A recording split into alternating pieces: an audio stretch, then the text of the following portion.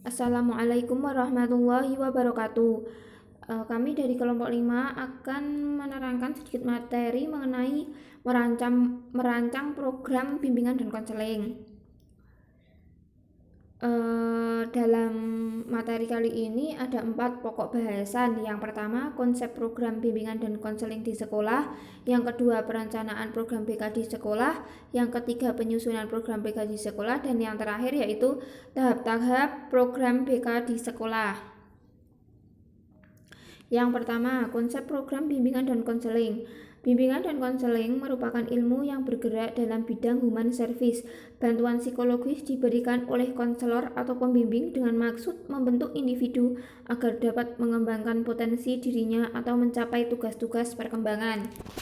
Yang kedua, bimbingan perkembangan di lingkungan pendidikan merupakan pemberian bantuan kepada seluruh peserta didik yang dilakukan secara berkesinambungan agar mereka dapat memahami dirinya, lingkungan sekitar, dan tugas-tugas mereka.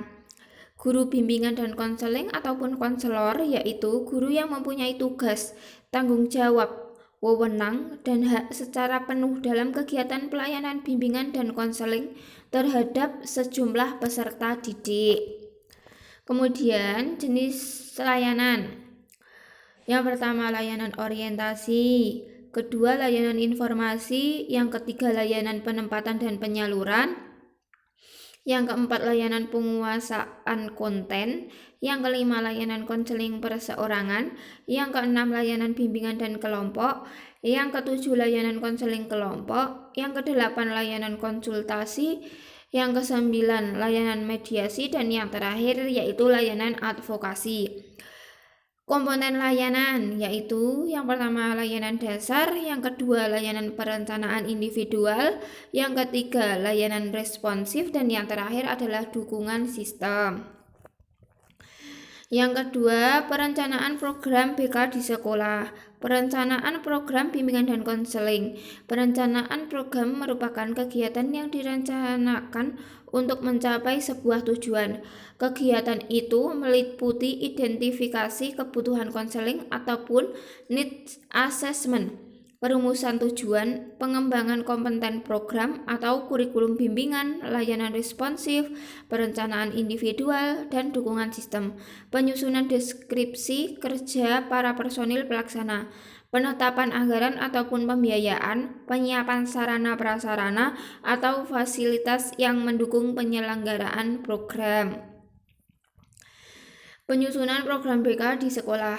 Penyusunan program BK di sekolah harus merujuk kepada program sekolah dan madrasah secara umum. Program utama di sekolah adalah menyelenggarakan pendidikan dan pembelajaran di sekolah. Hal tersebut tidak akan tercapai secara optimal tanpa dukungan pelayanan bimbingan dan konseling. Yang ketiga, penyusunan program bimbingan dan konseling merupakan kegiatan yang berkesinambungan, memperhatikan berbagai macam cara dan program tertentu, yaitu arah kegiatan bimbingan dan konseling, kompetensi, sasaran, layanan dalam bimbingan konseling. Yang terakhir yaitu tahap-tahap program bimbingan konseling di sekolah.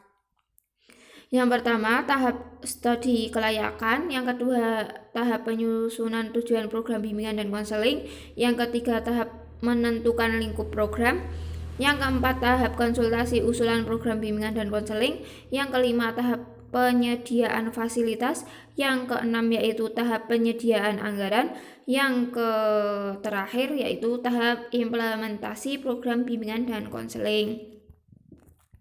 Sepertinya cukup itu saja yang bisa kelompok kami sampaikan. Mohon maaf jika masih banyak kekurangan. Wassalamualaikum warahmatullahi wabarakatuh.